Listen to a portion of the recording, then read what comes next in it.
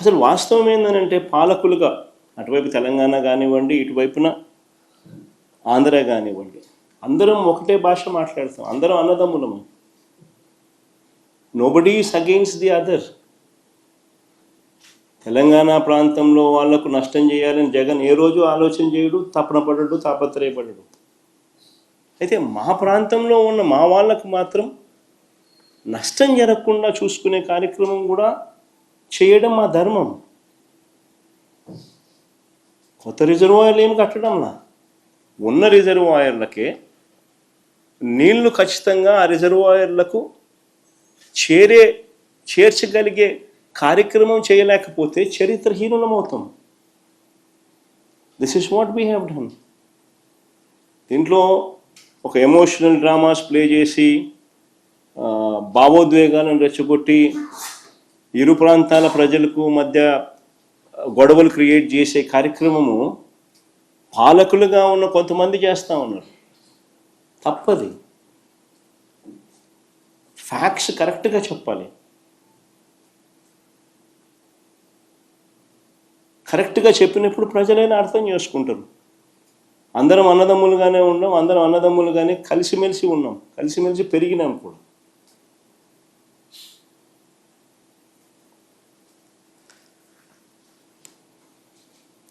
గతంలో కూడా రాయలసీమలో ఉన్న ఏ ప్రాజెక్టు కూడా పూర్తి వాడుకోలేని పరిస్థితి. ఆశ్చర్యం ఏంటంటే చంద్రబాబు నాయుడు గారు అనే వ్యక్తి ముఖ్యమంత్రిగా నా 40 years ఇండస్ట్రీ అంటాడు, 15 ఏళ్ళు ముఖ్యమంత్రి చేసినాడు, ఇప్పుడు మళ్ళా దాదాపు ఇప్పుడు 17 ఏళ్ళు అవుతుంది. అసలు ఇన్ని సంవత్సరాలు ముఖ్యమంత్రిగా చేసిన వ్యక్తి ఆశ్చర్యకరమైన పరిస్థితి ఏంటంటే రాయలసీమలో ఉన్న రిజర్వాయర్లను కనీసం ఫుల్ కెపాసిటీలో నీళ్లు నింపుకోలేని పరిస్థితి.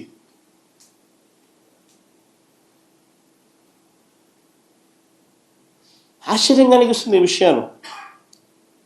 ఇదే చేద్దామని చంద్రబాబు నాయుడు గారు ప్యాకేజీలు విడగొడతాడు. జీవో నెంబర్ 22, జీవో నెంబర్ 63 అని చెప్పి డబ్బులు అయితే దానికోసం జీవోలు జారీ చేస్తాడు. రేట్లు పెంచేసి నామినేషన్ పద్ధతిలో దోచుకునే కార్యక్రమాలు చేస్తాడు వర్కులు ఇచ్చి. పేరుకు రిజర్వాయర్లు ఉన్నాయి కానీ నీరు నింపలేని పరిస్థితి. మేము అధికారంలోకి వచ్చిన తర్వాత ఒక్కొక్కటిగా దీన్ని సరిదిద్దుతూ వస్తూ ఉన్నాం. మేము అధికారంలోకి వచ్చిన తర్వాతనే మొట్టమొదటిసారిగా దీన్ని సరిదిద్దే విధంగా అడుగులు పడ్డాయి. Telugu Ganga link canal 0 to 18 kilometers design discharge పంపించుకోలేని పరిస్థితి.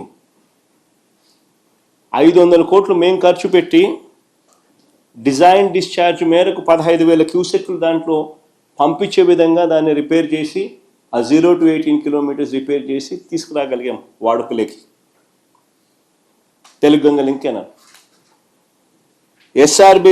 SRBC GNSS canal carrying capacities అంటే కెనాల్ క్యారీయింగ్ సామర్థ్యం రెండు కలిపి 30,000 క్యూసెక్లకు పెంచే పనులు మేము చేపట్టాం. నిప్పుల వాగు ద్వారా నెల్లూరు వరకు 30,000 క్యూసెక్లు వెళ్ళేలా పనులు మేము చేపట్టాం. హెచ్ఎన్ఎస్ఎస్లో కేవలం 2,000 క్యూసెక్లు మాత్రమే వెళ్తూ అంటే మేము వచ్చాక కాలువ సామర్థ్యాన్ని 6,300 క్యూసెక్లకు పెంచే పనులకు మేము శ్రీకారం చుట్టాం.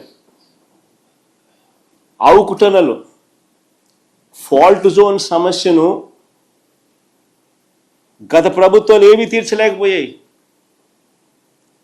మేము వాటిని అధిగమించి మొదటి టన్నెల్ ద్వారా 10,000 క్యూసెక్లు, రెండో టన్నెల్ కూడా పూర్తి చేసి మరో 10,000 క్యూసెక్లు నీళ్లు పంపగలిగాం. 2 టన్నెళ్లు పూర్తి చేయడానికి 260 కోట్ల రూపాయలు వాటర్ ఫుటింగ్ బేసిస్ మీద ఖర్చు పెట్టి కంప్లీట్ చేసినాం. అవుకులో 3వ టన్నెల్ పనులు కూడా మొదలుపెట్టాం. గండికోట రిజర్వాయర్ కెపాసిటీ 27 టీఎంసీలు. ఏ రోజు 15-14 టీఎంసీలు మించిపెట్టలా నీళ్లు. మేము వచ్చిన తర్వాత 1000 కోట్లు R&R మీద డబ్బు ఖర్చు పెట్టి 27 టీఎంసీల ఫుల్ డిశ్చార్జ్ కెపాసిటీలో గండికోట నీళ్లు స్టోర్ చేసినాం. చిత్రావతి ప్రాజెక్టు ఏ రోజు ఫుల్ కెపాసిటీ 10 టీఎంసీల నీళ్లు ఏ రోజు స్టోర్ చేయలేదు. మేము వచ్చిన తర్వాత 280 కోట్లు ఖర్చు చేసి R&R పనులు పూర్తి చేసి 10 టీఎంసీల నీళ్లు మేము వచ్చిన తర్వాత పెట్టాం. బ్రహ్మం సాగర్ 17 టీఎంసీలు ఏ రోజు పెట్టలా. మేము వచ్చిన తర్వాత డయాఫ్రమ్ వాళ్ళు కొత్తది వేసి లీకేజ్ సమస్యలను పూర్తి చేసి 90 కోట్ల రూపాయలు ఖర్చు చేసి 17 టీఎంసీలు బ్రహ్మం సాగర్లో నీళ్లు నింపాం. మేము వచ్చిన తర్వాతనే వెలుగొండలో 2 టన్నులు పూర్తి చేసి 2 దశాబ్దాల కలను మేము వచ్చిన తర్వాత నెరవేర్చి జాతికి అంకితం చేశాం వెలుగొండ ప్రాజెక్టు. ఇక మిగిలింది R&R పనులు, లైనింగ్ పనులు, అంతకని ఇంకేం మిగల.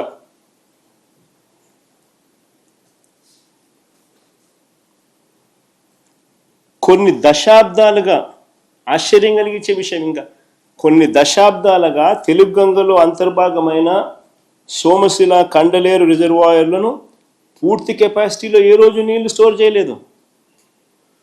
మేము వచ్చిన తర్వాత R&R పూర్తి చేసి సోమశిలలో 78 టీఎంసీలు, కండలేరులో 68 టీఎంసీలు మేము వచ్చిన తర్వాతనే నింపాం. 120 కోట్ల రూపాయలు ఖర్చు చేసి ఈ డ్యాముల్లో ఫుల్ కెపాసిటీని అచీవ్ చేసినాం. మేము వచ్చిన తర్వాతనే జరిగింది ఇది. మేము వచ్చిన తర్వాతనే దశాబ్దాలుగా పెండింగ్లో ఉన్న నెల్లూరు బ్యారేజు, సంగం బ్యారేజ్ పనులు పూర్తి చేసి ప్రారంభించాం. మేము వచ్చిన తర్వాతనే. అసలు అంతెందుకు, ఇక్కడ నుంచి కూతవేటు దూరంలో ఉంది పులిచింతల ప్రాజెక్టు. మేము వచ్చేదాకా ఆ ప్రాజెక్టులో ఫుల్ కెపాసిటీ ఏ రోజు స్టోర్ చేయలేదు. మేము వచ్చిన తర్వాత 200 కోట్ల రూపాయలు మేము ఖర్చు చేసి R&Rకి మేము ఖర్చు చేసి 45 టీఎంసీలు ఫుల్ కెపాసిటీ స్టోర్ చేసింది మా ప్రభుత్వంలోనే. ఇవన్నీ మా హయాంలో జరిగాయి. అసలు నిజంగా ఒక చిత్తశుద్ధి అనేది ఉండాలి. రైతులకు మంచి జరగాలంటే ఏం చేయాలి, ఎలా చేయాలి అని ఒక చిత్తశుద్ధి అనేది ఉండాలి. ఒక చిత్తశుద్ధి ప్రకారము అడుగులు వేస్తే, మనిషిలో సిన్సియారిటీ, కమిట్మెంటు ఉంటే ఏదైనా కానీ దేవుడు ఆశీర్వదిస్తాడు, పనులు జరుగుతాయి. అవి చంద్రబాబు నాయుడుతో లోబడిన పరిస్థితులు, జగన్ ప్రభుత్వంలో కనిపించిన పరిస్థితులు అవే తేడా. రెండో సబ్జెక్టులోకి పోతాం.